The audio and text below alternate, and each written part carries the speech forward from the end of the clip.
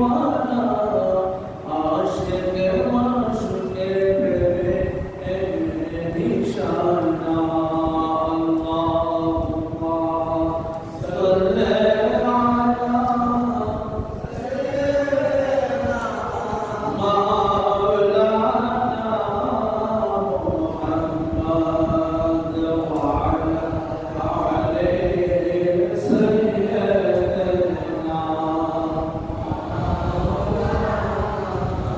मुहम्मद अल्लाहुम्मा सल्ली अला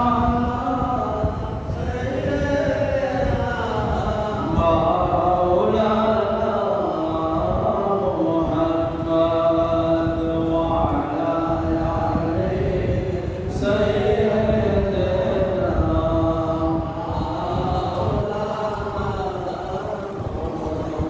नमरुদের কুপুতি গুণে খলিলকে ডালে আগুনে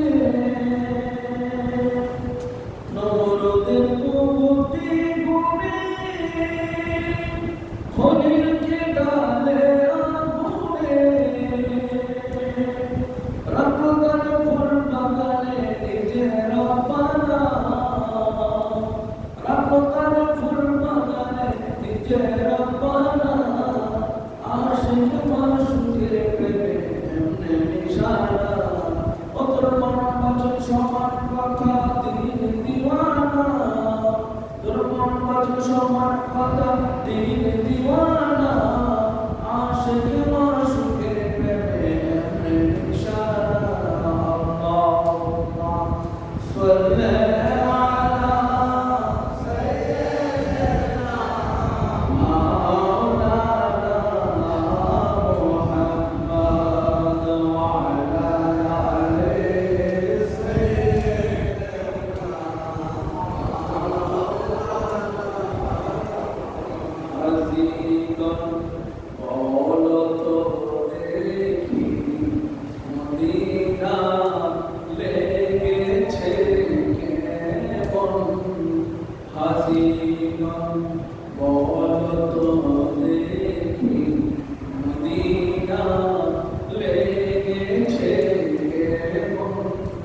জিথায় মোদের প্রিয় নবী জিথায় মোদের দয়া নবী রয়েছে স্মরণ মদিনা লেগেছে কেমন আল্লাহুম্মা সাল্লি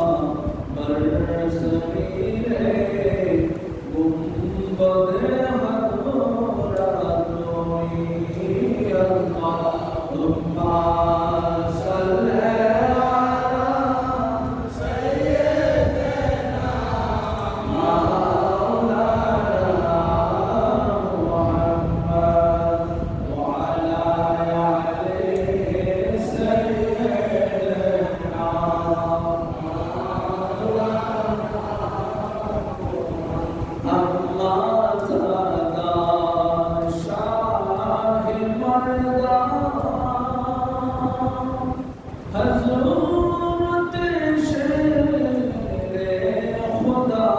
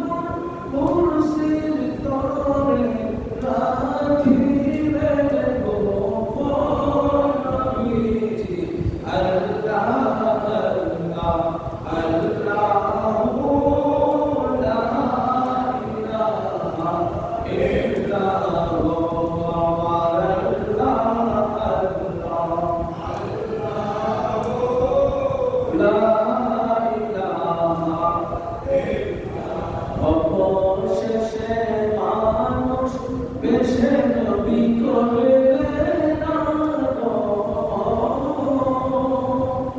নত সে সালাম জানাই নত সে সালাম জানাই সৃষ্টি মহাজন নবীজি আল্লাহ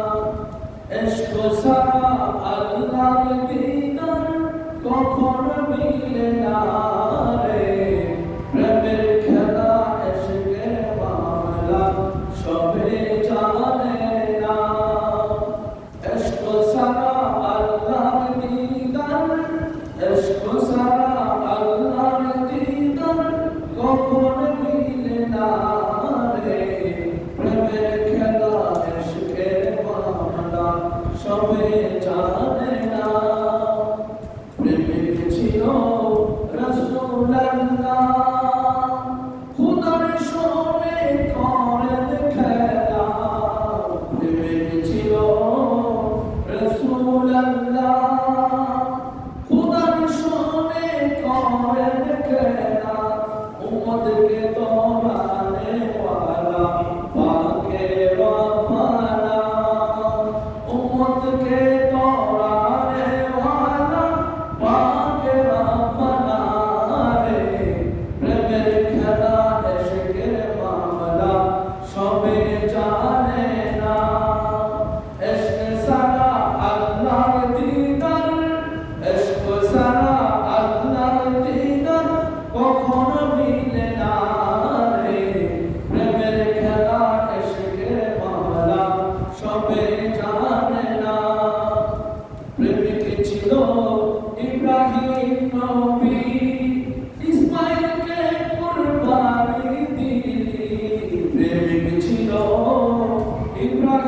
নবী ইসমাইলকে দিল কুরবানি, কুরবানি নয়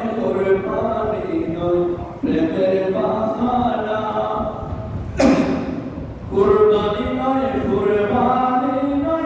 প্রেমের বাহানা রে, প্রেমের খেলা এশকের মামলা সবে জানে না, এশকে সারা আল্লাহর দিদার কখন মিলে না রে, প্রেমের খেলা এশকের মামলা সবে জানে না। উপস্থিত মুআজ্জিজ মুহতারাম, সম্মানিত মুরব্বিয়ান ইকরাম, সম্মানিত মুসলিম ইকরাম, সকলকে আমি আমার অন্তর এবং অন্তঃস্থল থেকে সালাম দিচ্ছি। আসসালামু আলাইকুম ওয়া রাহমাতুল্লাহি ওয়া বারাকাতুহু।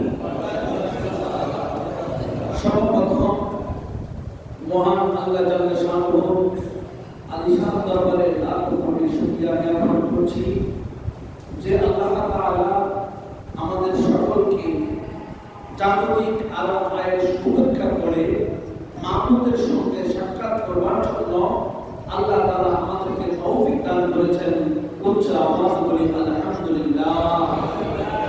সাথে সাথে দরুদ ও সালাম মুকাদ্দাম করি বিশ্বনন্দিত মহান স্পিকার দুজাহানের বাদশা নবী শাফাআতের কান্ডের নবী মুহাম্মদুর রাসূলুল্লাহ সাল্লাল্লাহু আলাইহি ওয়াসাল্লাম নূরি কদম মুবারকে উচ্চ আওয়াজ বলি আলহামদুলিল্লাহ।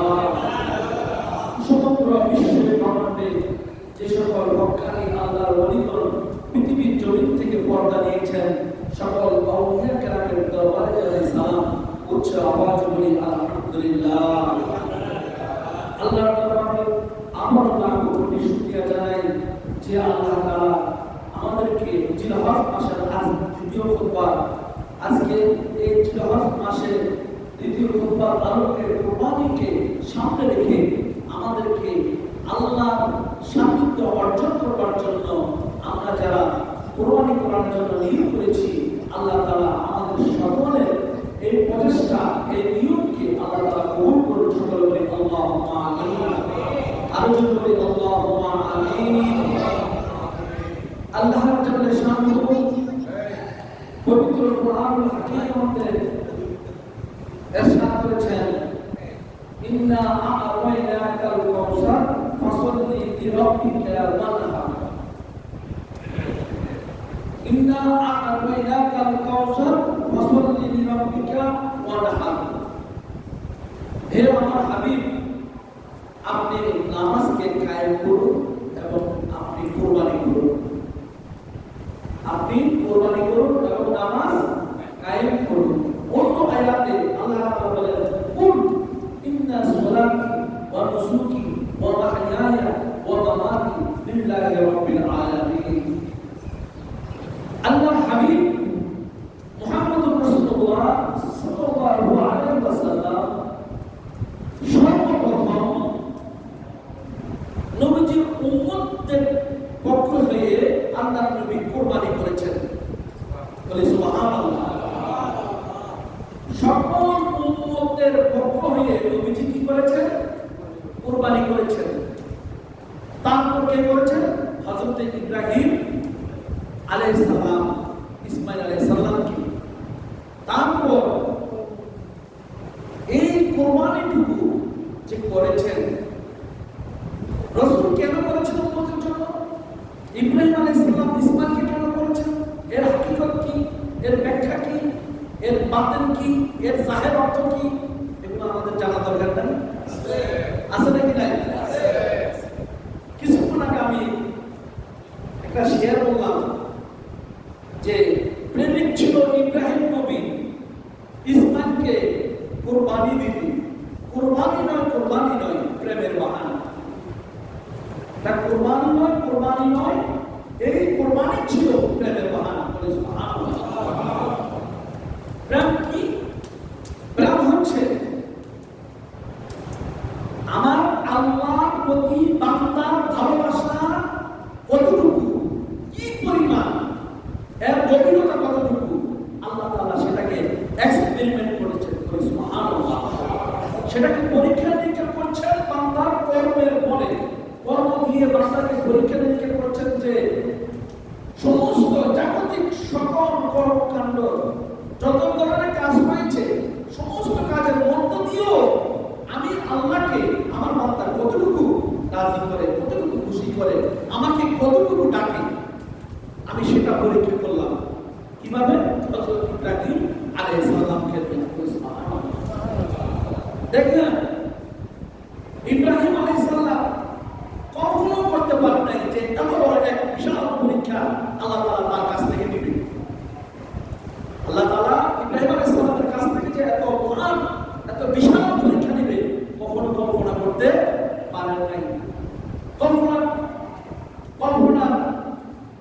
করা তো দূরের কথা, আল্লাহ জাল্লা শাআনহু সরাসরি তাকে স্বপ্নে দেখাইলেন। কাকে? হযরত ইব্রাহিম আলাইহিস সালামকে। ওগো ইব্রাহিম, তুমি তোমার প্রিয় বস্তু আল্লাহর রাস্তার মধ্যে কুরবানি দিতে হবে। প্রিয় বস্তু কুরবানি দিতে হবে। দেখেন, আমাদের প্রিয় বস্তু কি? পুরুষের প্রিয় বস্তু কি? টাকা না? আর মহিলাদের প্রিয় বস্তু কি? তার স্বামী নাকি? এই টাকাগুলো অজগর সাপ হবে। কি হবে? অজগর সাপ হবে, অজগর সাপ হবে।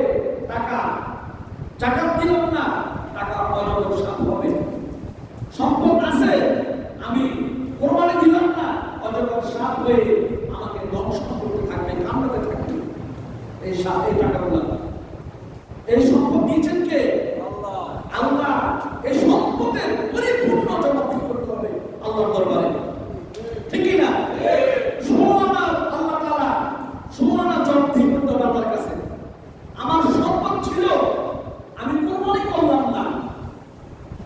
আপনি যদি জানতেন যে কবরের আযাবটা কেমন হয়, তাহলে আপনি কখনো পাপ কাজ করতে পারতেন না, ঠিক কি না? দুইটা যুবক কবরের আযাব কিভাবে হয় তারা পরীক্ষা নিরীক্ষা করার জন্য সেখানে ক্যামেরা ফিট করছে। তো দুটোটা যুবক জিন্দা। তো একজন উপর থেকে ভিতরে গর্ত কইরা আরেকজন কবরের মধ্যে শুইছে। কবরের মধ্যে কি শুয়ে গেছে, আরেকজন ভিডিও ক্যামেরা করতেছে। দোস্ত তুই শুয়ে থাক, আমি তোরে ভিডিও করি। কবরের আযাবটা কি হয় দেখি, আযাব সত্য না মিথ্যা। তো আল্লাহকে পরীক্ষা করার জন্য আল্লাহ বান্দাকে পরীক্ষা করবে নাকি বান্দা আল্লাহকে পরীক্ষা করবে? কোনটা? এখন ব্যাপারটা উল্টো হয়ে গেল না? বান্দা কি করতেছে? আল্লাহকে পরীক্ষা করে। এখন দোস্ত তুই উপরে থাক, আমি কবর শুয়ে যাই, উপরে টাকা দিয়ে দিই। এখন কবরটা অন্ধকার হয়ে গেল না? সাথে সাথে ওই ক্যামেরাটা বন্ধ হয়ে গেল। অটোমেটিক ক্যামেরা কি হয়ে গেল? অটোমেটিকলি বন্ধ হয়ে গেল। ফাঁসের এক লাশ দেখতেছে, ওই লাশটাকে সাথে কি করতেছে? পেঁচাইয়া আক্রমণ করতেছে। আর পুরুষগুলো বেরোচ্ছে তার গায়ে, লাশকে কামড় দিচ্ছে, আর পুরুষ বেরোচ্ছে তার গায়ে, পুরুষগুলো তার গায়ে যাচ্ছে। যে কবর আযাব কি পরীক্ষা করার জন্য গেল। এখন দেখেন, কবরের আযাব উপরের যে বন্ধু, সে সব নিচে কি হয় দেখার জন্য ক্যামেরা ফিট করছে। সে পলাইলো, হ্যাঁ, আর কবরের পারে আসলো না। এতক্ষণ দেখলাম যেখানে কবর আযাব কেমন হয়, কিন্তু ক্যামেরা বন্ধ হয়ে গেল। দেখতেছি ঠিকই তার বন্ধু মারা গেছে। আল্লাহকে পরীক্ষা করার জন্য গেল। কাকে? আল্লাহর সাথে কি যুদ্ধ চলে? মারা গেল। পরবর্তী বন্ধুরা সে আর পাইল না, মৃত্যু পাইল।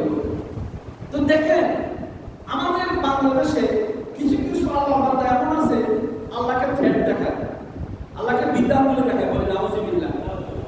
সম্পদ আছে, ব্যাংকে অনেক টাকা সম্পদ আছে, কিন্তু আল্লাহ আমরা কি করতে পারে দেখি।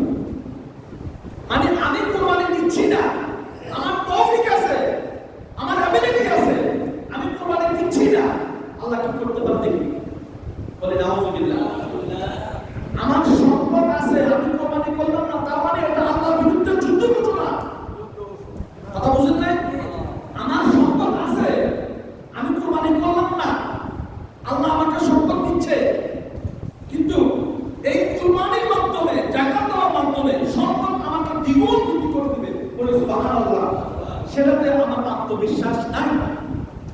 সেটাতে আমার আত্মবিশ্বাস নাই, তাহলে ওই বান্দা যদি আল্লাহকে ত্যাগ দেয়, সম্পদ থাকার পরেও যদি কোরবানি না করে, তাহলে সম্পূর্ণ আল্লাহর হুকুমের বিরুদ্ধে করছে, ঠিক কিনা? ফলে তার জন্য কি হবে? জান্নাত হবে না জাহান্নাম হবে? কথা বলেন, তার জন্য কি জান্নাত না জাহান্নাম? জাহান্নাম।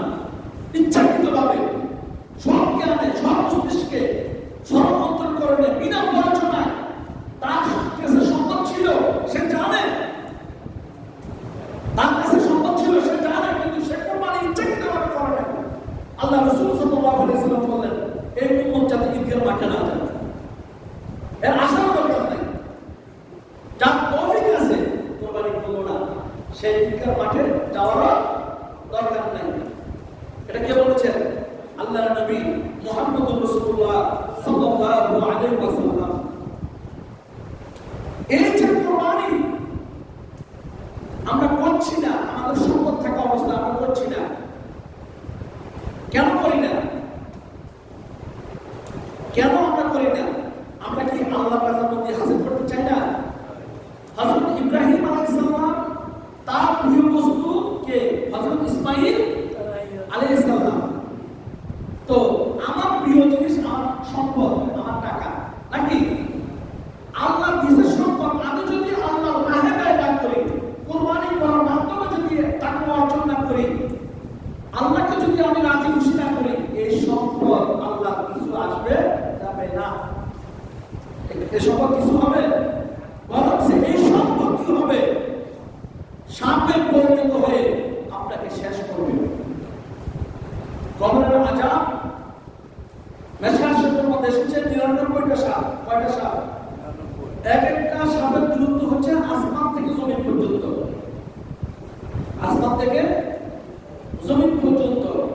হাদিসের মধ্যে আছে ওই ৯৯টা সাপের মধ্য থেকে যদি একটা সাপ যদি দম ছাড়ে, দুনিয়ার মধ্যে দম ছাড়ে, তাহলে এই শস্য শ্যামল গাছ গাছালি কিছু টিকবে, কিছুই টিকবে না। ওই ৯৯টি সাপের আক্রমণ থেকে যারা ইচ্ছাকৃতভাবে যাকাত দিল না, কোরবানি করলো না, ওই আক্রমণ থেকে তারা কখনো রেহাই পাবে না। তাদেরকে বুঝতে পারছে?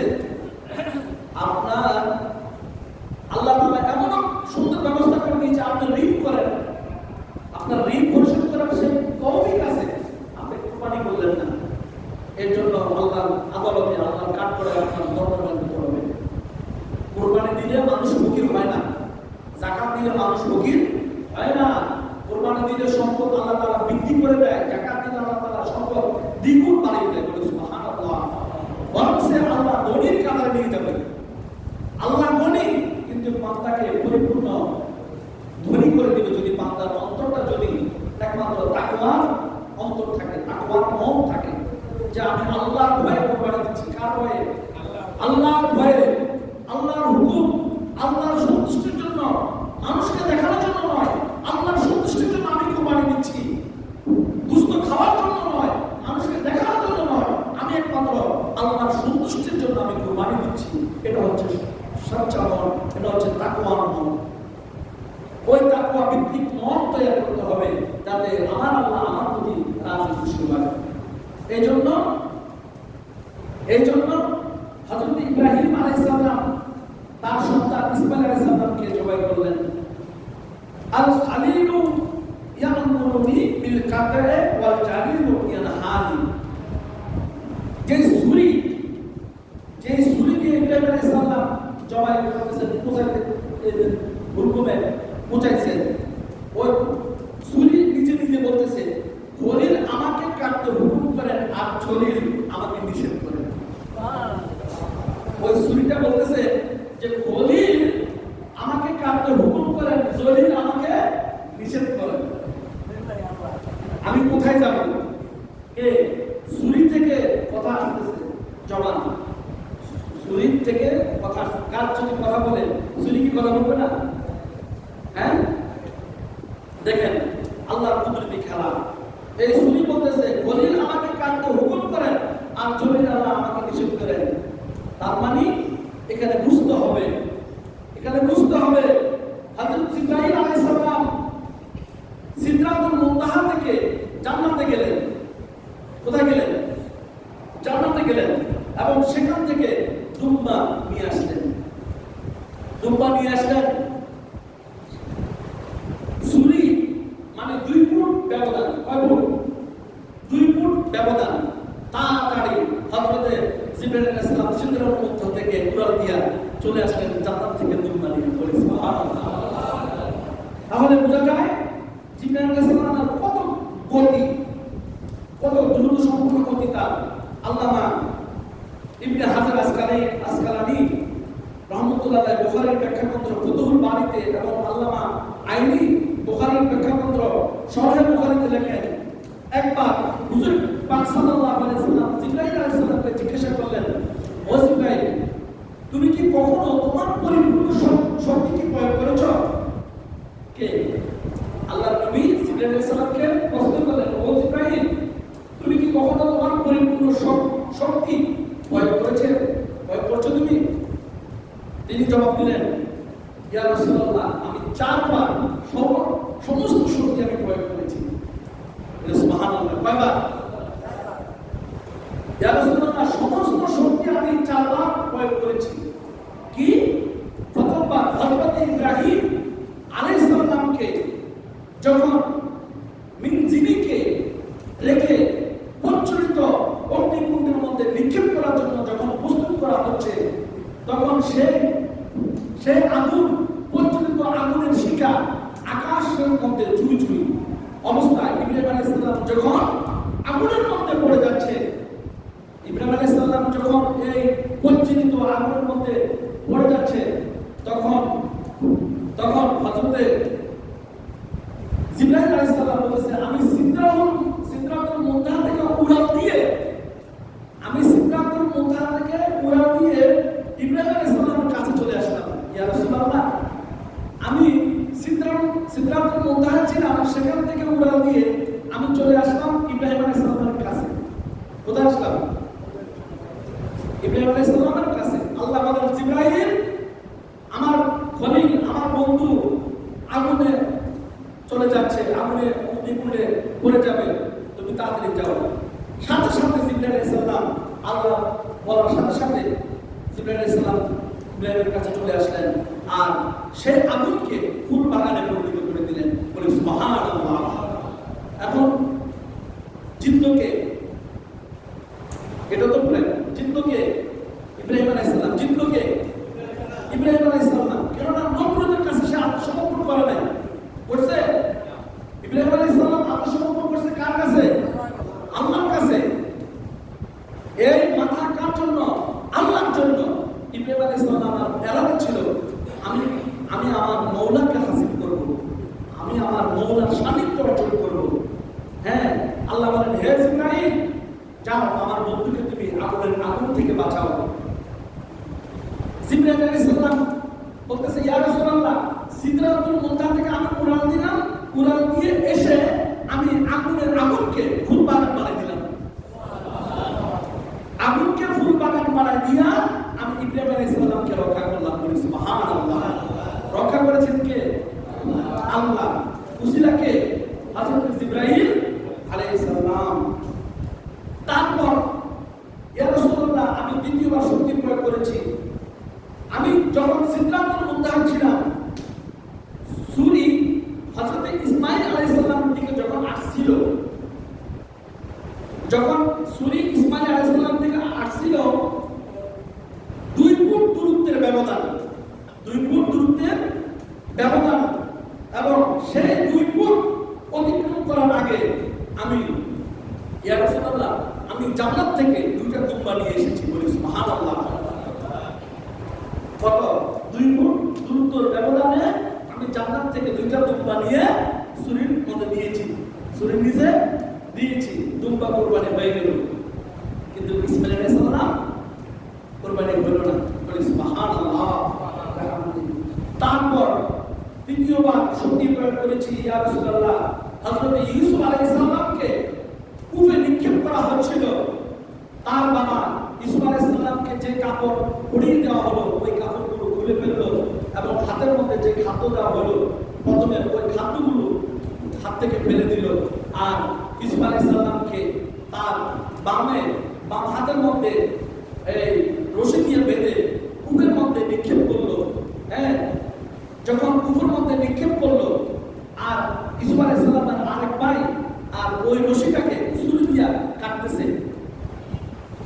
ইয়া রাসূলুল্লাহ, আল্লাহ যখন বলল যে আমার ইউসুফকে তুমি রক্ষা করো, তো আমি জিবরাইল আল্লাহর কথা শুনে ইয়া রাসূলুল্লাহ আমি সাথে সাথে আমি চলে গিয়েছি, হ্যাঁ, যাতে ইউসুফ আলাইহিস সালাম পানির মধ্যে না পড়ে যায়। আমি তাড়াতাড়ি জান্নাত থেকে জান্নাতি তথ্য আমি বুঝিয়ে দিলাম। বলি সুবহানাল্লাহ, ইউসুফ আলাইহিস সালাম রক্ষা পেলেন।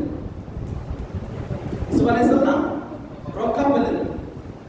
তারপর ইয়া রাসূলুল্লাহ আমি ৭০ বার শক্তি প্রয়োগ করেছি। কিভাবে? উহুদের যুদ্ধে মওলা নবী মুহাম্মদুর রাসূলুল্লাহ সাল্লাল্লাহু আলাইহি ওয়াসাল্লাম তার মুবারক শহীদ হয়েছে। কখন? উহুদের যুদ্ধে পবিত্র রক্তের ফোঁটা জমিনে পড়েছিল। আল্লাহ রাব্বুল আলামিন বলতেছে, হে জিবরাইল, যদি আমার মাহবুবের রক্ত এক ফোঁটাও যদি জমিনে পড়ে সমস্ত জমিনটা ছাই হয়ে যাবে। তুমি আমার বন্ধুর রক্ত আমার কাছে নিয়ে আসো। আমার বন্ধুর রক্ত এক ফোঁটা রক্ত যাতে জমিনে না পড়ে, আমার বন্ধুর রক্ত আমার কাছে নিয়ে আসো। এই কথা যখন বলল আল্লাহ রাব্বুল আলামিন, ইয়া রাসূলুল্লাহ আমি ওই রক্তটা নিয়ে আমি আপনার সামনে হাজির হয়ে গেলাম, যাতে ওই রক্তটা যাতে মাটিতে না পড়ে আমি আপনার সম্মুখে হাজির হয়ে গেলাম। ইয়া রাসূলুল্লাহ, তাহলে তুমি এই ৪ বার শক্তি প্রয়োগ করেছো? হ্যাঁ ইয়া রাসূলুল্লাহ। জিবরাইল আলাইহিস সালাম স্বীকার করলেন যে আমার সর্বোচ্চ শক্তি আমি প্রয়োগ করেছি। বলি সুবহানাল্লাহ। তো এটা ছিল কি? এটা ছিল সম্পূর্ণ প্রেম, ভালোবাসা। কি ছিল? ভালোবাসা। কি ছিল? ভালোবাসা। আল্লাহর প্রতি বান্দার প্রেম, বান্দা আল্লাহকে কেমন ভালোবাসে, কিভাবে সন্তুষ্ট করে, সেটা বোঝা যাবে কুরবানি। সেটা কি? কুরবানি। সেজন্য বলতেছে, কুল হে হাবিব আপনি বলুন, ইন্না সলাতি নিশ্চয় আমার নামাজ, ওয়া নুসুকি নিশ্চয় আমার কুরবানি, ওয়া মাহইয়ায়া আমার জীবন, ওয়া মামাতি লিল্লাহি রাব্বিল আলামিন। রাসূলুল্লাহ সাল্লাল্লাহু আলাইহি ওয়াসাল্লাম বলেন, হে আল্লাহ, আমার জীবন সমস্ত কিছু আপনার জন্য আমি উৎসর্গ করে দিলাম। বলি সুবহানাল্লাহ। অর্থাৎ আমার কুরবানি, আমার নামাজ, আমার হায়াত, মত সবকিছু আমার আল্লাহ তাআলার জন্য, আমার আল্লাহ তাআলার জন্য, সবকিছু আমার আল্লাহর জন্য। এখন আমি কিভাবে আমি সম্পদ জমা রাখি? কুরবানি দিলাম না, সারা সত্তর স্বর্ণ, সারা 52 ডলার রূপা, সারা 52 ডলার রূপার দাম এখন আসতে ৮২,০০০ টাকা। আর সারা সত্তর স্বর্ণ এর দাম হলো ১,৭৫,০০০ টাকা। কত টাকা আসে? অর্থাৎ অনেকে আছে এই সম্পদের মালিক, অতিরিক্ত সম্পদ তার কাছে জমা আছে, কিন্তু কুরবানি দিচ্ছে না। কুরবানি দিচ্ছে না। এই সম্পদগুলো কি হবে? এই সম্পদগুলো আপনাকে কালো সাপ হয়ে আপনাকে দংশন করতে থাকবে। কবরের আযাব থেকে কেউ রেহাই পাবে না। আল্লাহ তাআলা আমাদের সকলকে তৌফিক অনুসারে কুরবানি দেওয়ার তৌফিক দান করুন। সকল বলি আল্লাহুম্মা আমিন। আলোচনা বলি আল্লাহুম্মা আমিন। ভাই সাহেব, প্রিয় হাজিরিন, আপনার শরীরের মধ্যে যতক্ষণ শক্তি সামর্থ্য আছে আপনি কুরবানি করুন। কুরবানি একটা আল্লাহর হুকুম, সামর্থ্যবান ব্যক্তির উপর এটা ওয়াজিব। আপনি করবেন, আপনার সন্তানেরাও কুরবানি করবে। আপনি যদি না করেন, সন্তানকে যদি না দেখান, তাহলে সন্তান কি কখনো কুরবানি করবে? বাবার আদর্শ তো দেখাতে হবে। আল্লাহ রাসূল আদর্শ দেখাতে হবে না বাবাকে, সন্তানকে। সন্তানের সামনে দেখাতে হবে না? দেখা যাচ্ছে পুরো হয়ে গেছে, সম্পদ আছে, কুরবানি দিচ্ছে না। এর জন্য কাল কিয়ামতের জবাবদিহি করতে হবে। আমার কাছে সম্পদ নাই, সেটা আমিও জানি, আল্লাহও জানে, মানুষও জানে। তারা কি জানে না? অন্তত গ্রামের মানুষ জানে না, তারা প্রতিবেশীরা তো জানে।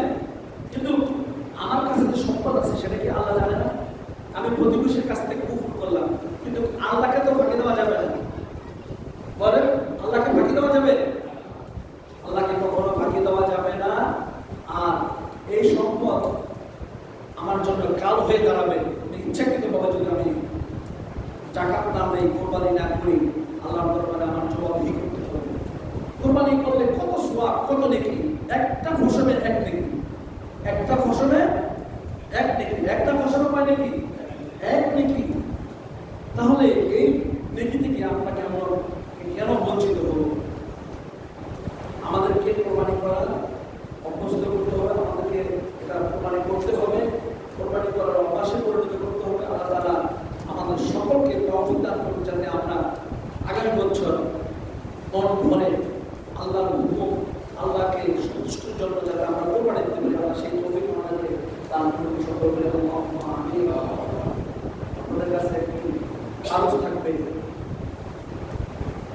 আপনারা জানেন যে আমার অমুক ভাই, সে সম্পদ আছে, টাকা আছে, কোরবানি দিল না, কখনো তাকে সরব দিবেন না, কখনো তাকে লজ্জা দিবেন না। যদি আপনি পারেন তাকে একটা চার দাওয়াত দিবেন, চার দাওয়াত দিয়ে যে ভাই দেখো তুমি এত টাকা জায়গা কিনেছ, 10 কানি 20 কানি জায়গা কিনেছ, 20 লক্ষ টাকার জায়গা কিনেছ, তোমার তো কোরবানির ওয়াজিব, কিন্তু চেষ্টা করো, আল্লাহকে ভয় করো, কোরবানি দাও, একটা ছাগল বেঁধে দাও, কোরবানি দিতে। তাকে এভাবে বুঝাবেন। আপনারা কখনো মুসলমান আমাদের এই বর্তমান সমাজে মোল্লারা ফতোয়া দিয়ে মানুষকে ইসলাম থেকে বের করে দেয়, কিন্তু ইসলামে আনার কায়দা করে না। ইসলাম থেকে ফতোয়া দিয়ে কি মানে বের করে দেয়। সে কোরবানি দিল না, তাকে আপনি বিভিন্ন প্রকার ব্যবহার করা যাবে না, তাকে কখনো সরব করতে পারবেন না, লজ্জা দিতে পারবেন না।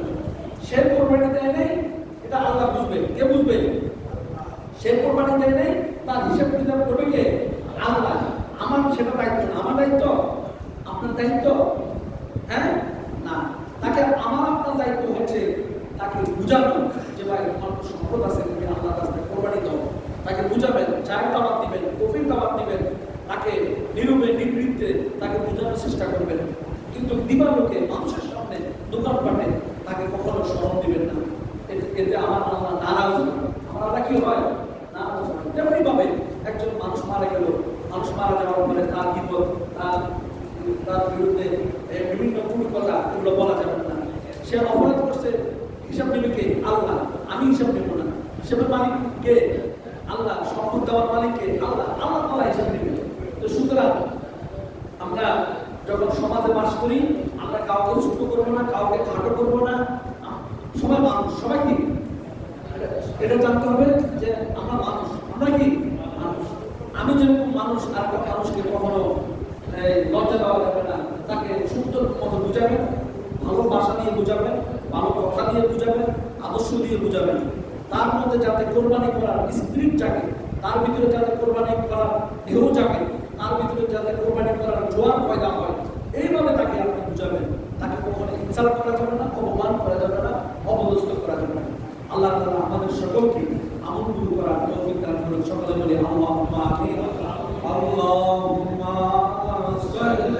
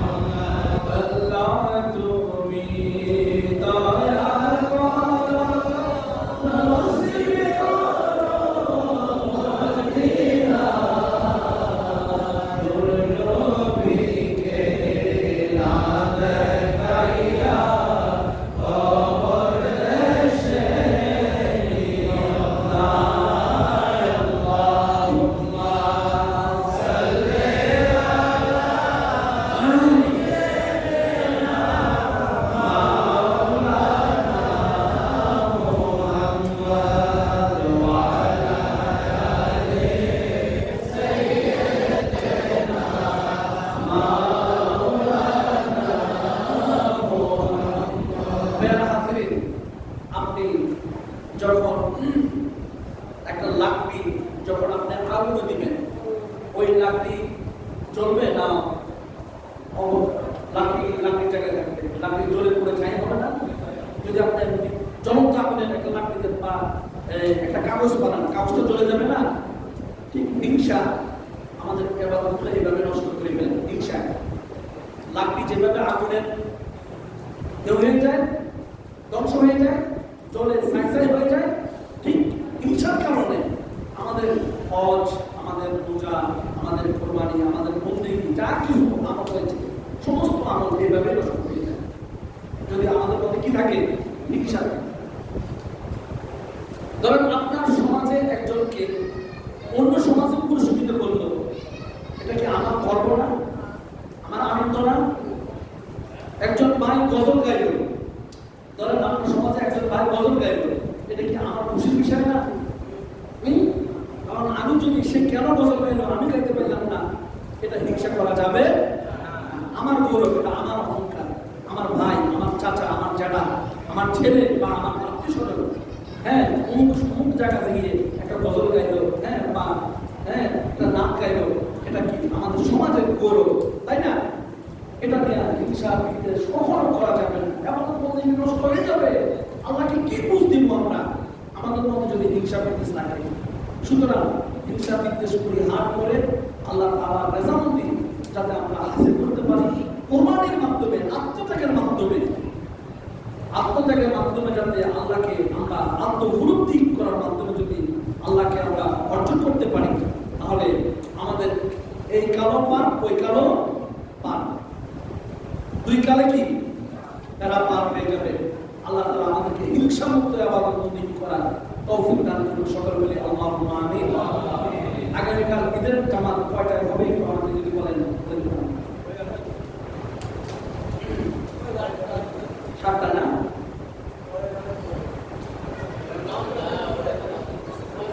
এখন মুসলিমদেরকে বলে দিলে যারা দূর থেকে আসবে ওরা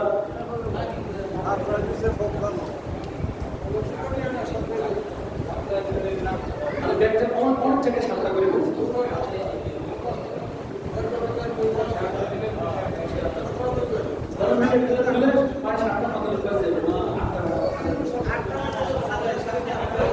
সম্মানিত হাজিরিন, ইনশাআল্লাহ তাআলা আগামীকাল পবিত্র ঈদুল আযহার নামাজের জামাত সকাল 7টার সময় অনুষ্ঠিত হবে। আপনারা সবাই আসবেন ইনশাআল্লাহ তাআলা। আমরা সবাই জামাতের সাথে ইনশাআল্লাহ নামাজ আদায় করব, দেরি করব না। আপনারা 10টায় মসজিদে আসবেন। যারা দূর দূরান্ত থেকে যারা মেহমান আসছেন, আপনারা যারা দূর দূরান্ত থেকে আসবেন, আপনারা একটু আগে আসবেন ইনশাআল্লাহ। 7টার সময় ঈদুল আযহার নামাজ অনুষ্ঠিত হয়ে যাবে। আরেকটি কথা, আপনারা ঈদগাহ মাঠে আসার সময় আপনারা খালি মুখে আসবেন। আল্লাহ রাসূলের সুন্নাহ, রাসূল সাল্লাল্লাহু আলাইহি ওয়াসাল্লাম বলেন যে ঈদুল ফিতরের সময় মিষ্টি খেয়ে ঈদগাহের মধ্যে যেতাম, আর ঈদুল আযহার সময় খালি মুখে ঈদগাহের মধ্যে চলে আসতাম, আর গিয়ে কোরবানি করে তারপর সর্বপ্রথম কোরবানির গোশত দিয়ে আমি আহার করতাম। বলে সুবহানাল্লাহ। আপনারা সকাল ভোরে উঠবেন, মেসওয়াক করবেন, পরিষ্কার পরিচ্ছন্ন কাপড় পরিধান করবেন, আতর ব্যবহার করে আসবেন। এক রাস্তা দিয়ে আসবেন, অন্য রাস্তা দিয়ে যাবেন, বা অন্য রাস্তা দিয়ে যাবেন আর রাস্তা দিয়ে আসবেন। এভাবে আপনারা রাস্তা পরিবর্তন করবেন। আর আসার সাথে সাথে আল্লাহু আকবার, আল্লাহু আকবার, লা ইলাহা ইল্লাল্লাহ, আল্লাহু আকবার, আল্লাহু আকবার, ওয়া লিল্লাহিল হামদ একবার জোরে পড়া ওয়াজিব, তারপর 3বার পড়া সুন্নাত। প্রত্যেক ফরজ নামাজের পর আইয়ামে তাশরিক আপনারা সবাই পড়বেন, জোরে জোরে পড়বেন। আল্লাহু আকবার, আল্লাহু আকবার, লা ইলাহা ইল্লাল্লাহ, আল্লাহু আকবার, আল্লাহু আকবার, ওয়া লিল্লাহিল হামদ জোরে জোরে পড়বেন প্রত্যেক ফরজ নামাজের পর। আল্লাহ তাআলা আমাদের সকলকে আমল করার তৌফিক দান করুন। সকলে আল্লাহুম্মা আমিন। ওয়া আখিরু দাওয়ানা আলহামদুলিল্লাহি রাব্বিল আলামিন। যারা খাবার আদায় করেন, যারা